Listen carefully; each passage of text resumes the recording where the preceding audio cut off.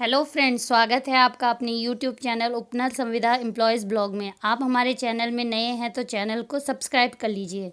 Latest video की notification के लिए बेल आइकन दबाना न भूलें। तो आज हमारा जो सेशन है इसमें हम लोग डिस्कस करेंगे डाउट क्लियरेंस पर। किस चीज़ पे डाउट क्लियरेंस, खास करके जो हमने पहले भी डाला हुआ है कॉन्ट्रैक्चुअल एम्प्लॉयमेंट पे, उस पे हम लोग देखेंगे। क्योंकि मेरे पास काफ़ी सारे कॉल और बहुत सारे केसेज ऐसे आए हुए हैं अभी, खास करके CAT high court supreme court के लेवल वाले, जिसमें कि लोगों का प्रश्न यह था कि क्या होना चाहिए, कैसे होना चाहिए, कितने दिन बाद हम रेगुलराइजेशन के लिए जा सकते हैं, वगैरह वगैरह। तो उन सारी चीज़ों पे जिस पे आप लोग प्रश्न पूछते रहते हैं, उस पर ये एक डाउट क्लियरेंस की बात आज हम लोग चर्चा करेंगे।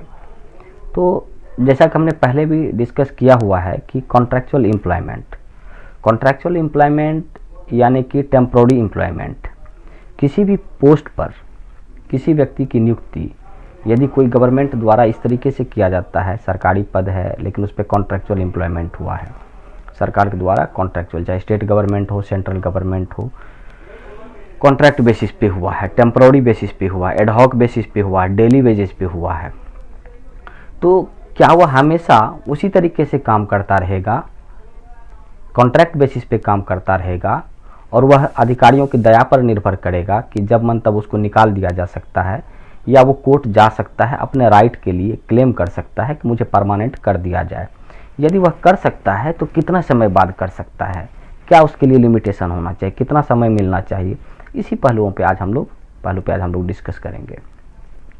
तो हमने पहले भी डिस्कस किया था कि कॉन्ट्रैक्चुअल एम्प्लॉयमेंट में जनरली तौर पे एक शॉर्ट टर्म के लिए होता है, यानी कि थोड़े समय के लिए कोई वर्क है, गवर्नमेंट का कोई प्रोजेक्ट है, आपको उसमें कॉन्ट्रैक्ट बेसिस पे रख लिया गया है और काम कंप्लीट होते ही आपका को निकाल दिया जाता है, आप हट जाते हैं उसमें से।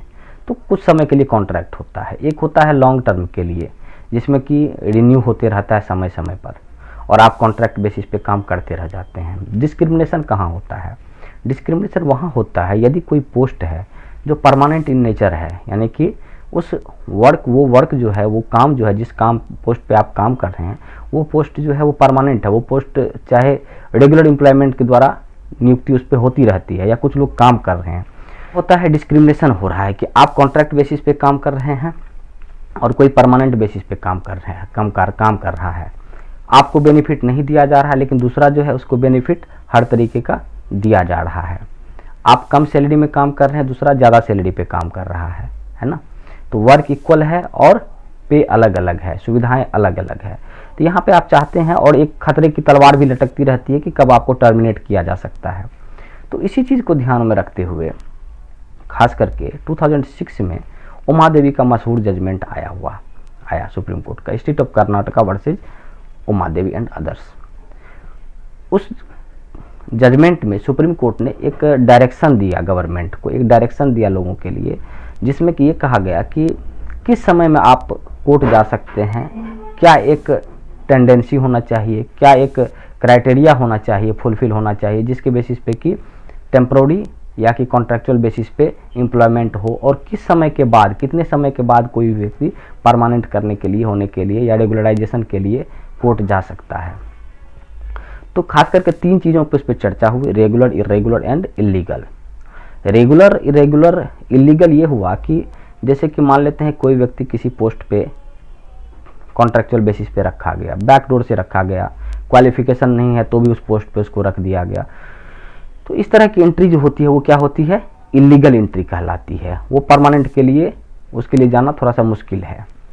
दूसरा होता है इरेगुलर है। इरेगुलर में क्या है कि यदि कोई व्यक्ति किसी पोस्ट पे है, वो पोस्ट परमानेंट नेचर का है, जो व्यक्ति उस पोस्ट पे रखा गया वो सैंक्शनड पोस्ट है, जो पोस्ट पे रखा गया है वो पोस्ट, उस पोस्ट पे रेगुलर परमानेंट नेचर हो गया, सैंक्शनड पोस्ट हो गया, और क्वालिफिकेशन जो है वो जो व्यक्ति है उस पोस्ट पे, उसको क्वालिफिकेशन वही है जो उसके लिए होना चाहिए, जो डिजायरेबल क्वालिफिकेशन है उसी क्वालिफिकेशन को फुलफिल करता है। तो इस तरह की चीज़ें, क्राइटेरिया यदि फुलफिल की जाती है तो वो व्यक्ति यदि कुछ समय से काम कर रहा है किसी पोस्ट पे, तो वो परमानेंट करवाने के लिए जा सकता है। हमने पहले भी पिछले वीडियो पे काफ़ी डिस्कस किया हुआ था, इसलिए बहुत सारे चीज़ों पे आज हम लोग डिस्कस नहीं करेंगे। जनरली तौर पे जो क्वेश्चन आंसर आप लोगों के थे उसी पे मेरा आज का फोकस रहेगा। तो सबसे पहली चीज़ जो जानने के लिए है वो ये है कि कितने समय बाद यदि हम ऐसे पोस्ट पे काम करते हैं जहाँ पे कि हमारी एंट्री वो सही रही है, मतलब जब भी हम पोस्ट पे जब हमारी नियुक्ति हुई थी कॉन्ट्रैक्ट बेसिस पे, एडहॉक बेसिस पे, डेली वेजेज पे, किसी पे भी, तो जब हम लोग वर्क करना शुरू किए थे तो कितने समय बाद हम परमानेंट के लिए जा सकते हैं, क्या हमारा क्राइटेरिया होना चाहिए। तो पहली चीज़ आप ये देखें कि आपकी जो नियुक्ति हुई है, क्या वो नियुक्ति यानी कि अपॉइंटमेंट जो आपका है वो किस बेसिस पे हुआ है। क्या कोई नोटिफिकेशन आया था, आपने कोई इंटरव्यू दिया था, आपने एग्ज़ाम क्वालिफाई किया था, या कि मतलब एक वैलिड प्रोसेस कहने का मतलब है, चाहे जो भी प्रोसेस हो लेकिन प्रोसेस वैलिड होना चाहिए। ऐसा नहीं कि बैकडोर से आ गए आप, तो है ना। तो वैलिड यदि आपका प्रोसेस है और वो पोस्ट परमानेंट नेचर का और लंबे समय से आप काम कर रहे हैं तो आप परमानेंट के लिए जा सकते हैं, रेगुलराइजेशन के लिए जा सकते हैं। लेकिन कितने समय बाद। उमा देवी जजमेंट में ये कहा गया कि लंबे समय तक कोई यदि काम करता है तो परमानेंट की, तो लंबे समय कितने समय को हम लोग मान सकते हैं। अभी हाल ही में एक जजमेंट भी आया है सुप्रीम कोर्ट का और काफ़ी सारी गाइडलाइन पहले से भी कुछ आई हुई हैं, जिसके आधार पे ये दिखाया गया कि यदि कोई व्यक्ति 240 डेज भी यदि काम किया है किसी पोस्ट पे कॉन्ट्रैक्चुअल बेसिस पे और उसके पास सारी डिजायरेबल क्वालिफिकेशन है, पोस्ट सेंक्शन है, एंट्री सही है उसकी, तो वो परमानेंट के लिए कोर्ट जा सकता है। तो परमानेंट के लिए तो टाइम उसके लिए कोई ऐसा लिमिटेशन नहीं है, लेकिन आपके लिए लिमिटेशन यही मान के लिए अब तक यदि 240 डेज प्लस आप काम किए हैं तो आप परमानेंट के लिए कोर्ट जा सकते हैं। तो कहने का मतलब यह है कि यदि आप 240 दिन से ज़्यादा समय तक काम कर रहे हैं किसी भी पोस्ट पे, वो परमानेंट नेचर का है, तो आप कोर्ट जा सकते हैं। और ये ज़रूरी नहीं कि आप अकेले हैं या कि कई लोग हैं, यदि even you are a single फिर भी you have right to claim, है ना। और ख़ास करके कुछ जजमेंट जो हमने पहले भी चर्चा की, जो हाल फिलहाल में भी कई जजमेंट दिए गए, state of Gujarat versus PWD employee वाला था, 2013 का जजमेंट था, उसमें भी ये कहा गया कि यदि परमानेंट नेचर का जॉब है और उस पर टेम्प्रोरी वो हुई है, क्या बोलते हैं, अपॉइंटमेंट हुआ है, कॉन्ट्रैक्चुअल बेसिस पे अपॉइंटमेंट हुआ है, तो परमानेंट के लिए जा सकता है। और यहाँ पे 14 और 16 आर्टिकल का भी वायलेशन नहीं होता है। तो कहने का मतलब है कि आपको देखना है बेसिकली कि आपकी एंट्री सही है, लीगली आप एंट्री किए हैं, उसके अलावा जिस पोस्ट को आप होल्ड कर रहे हैं वो पोस्ट परमानेंट नेचर का है, तो इन सारी चीज़ों को देखने की बेसिकली ज़रूरत है। उसके अलावा जो है, और रही बात कुछ और चीज़ें होती है, actually nature of job depend करता है, चाहे आप स्टेट गवर्नमेंट में हैं या कि सेंट्रल गवर्नमेंट में हैं, किसी भी गवर्नमेंट में किसी भी पोस्ट पे किसी भी प्लेस पे इंडिया में कहीं पे भी आप यदि वर्क कर रहे हैं इस तरह के पे, तो आप ये मान चलिए कि आपका जनरली तौर पे यदि कॉन्ट्रैक्ट बेसिस पे है और आपको लगता है कि आपका एक्सप्लॉयटेशन हो रहा है यानी कि शोषण हो रहा है, उस पद पे काम कर रहे हैं और आपको कुछ भी बेनिफिट नहीं दिया जा रहा है, तो आप यदि फाइट नहीं करते हैं तो आपको फिर राइट नहीं भी मिलता है। हो सकता है दे दिया जाए, लेकिन कहीं ना कहीं आप दया पर निर्भर करते हैं, जो अधिकारी होते हैं, जो आपके सीनियर अथॉरिटी होते हैं या गवर्नमेंट जिसको कह सकते हैं, उसकी दया पे आपका फ्यूचर निर्भर करता है। और आपको लगता है कि इस तरह की स्थिति में काम करना सही नहीं है, तो निश्चित रूप से आपका राइट बनता है जाने के लिए। तो यही कुछ चीज़ें हैं जिसके बारे में हमें डिस्कस करना था और हमें चर्चा करनी थी, तो इसीलिए बाकी बहुत सारे और चीज़ें हैं, बहुत सारी और बातें हैं, जैसे कि खास करके कॉन्ट्रैक्चुअल एम्प्लॉयमेंट में बहुत सारे लोगों को ये कहना है कि मैं एडहॉक पे हूँ तो क्या कॉन्ट्रैक्ट पे हूँ। बिल्कुल कॉन्ट्रैक्ट पे हैं। यदि आपको ये लगता है कि आप यदि डेली वेजेस पे हैं और आप लंबे समय से काम कर रहे हैं और आपका जो पोस्ट है उसे बार बार रिन्यू भी किया जा रहा है, तो भी आप उसी में हैं, कहने का मतलब है। लेकिन सारी क्राइटेरिया, जो भी क्राइटेरिया दी गई है, ज़रूरी नहीं है कि 100% A to Z वही फुलफिल हो। होता यह है कि कोर्ट जो है मतलब कि एसेंस को पकड़ती है, यानी कि जो कोई एक तरह से खामी की बात हम कर सकते हैं कि ऐसी चीज़ें ना हो जिससे कि किसी व्यक्ति का राइट का वायलेशन हो, कोई ऐसा रूल ना बने जिस रूल से कि किसी व्यक्ति के अधिकारों का हनन होता हो। यदि ऐसा होता है कहीं पे तो वो व्यक्ति क्लेम कर सकता है। और ख़ास करके उमा देवी जजमेंट में जो सुप्रीम कोर्ट का ये भी कहना था कि आप कॉन्ट्रैक्चुअल एम्प्लॉयमेंट को ही बंद कीजिए, इसे कम से कम कीजिए। लेकिन आज के समय में क्या है कि गवर्नमेंट क्या कर रही है, कॉन्ट्रैक्चुअल एम्प्लॉयमेंट को काफ़ी तेज़ी से बढ़ा रही है। और कॉन्ट्रैक्चुअल एम्प्लॉयमेंट एक तरीके का अभी के समय में बहुत hard and fast rule type से बन गया है ना। और हर गवर्नमेंट हर एक स्टेट में कॉन्ट्रैक्चुअल इतना कॉन्ट्रैक्चुअल किया जा रहा है कि परमानेंट जो जॉब के लिए वैकेंसी निकलती तो वो एक तरीके से बहुत जगह बंद भी कर दिया गया है।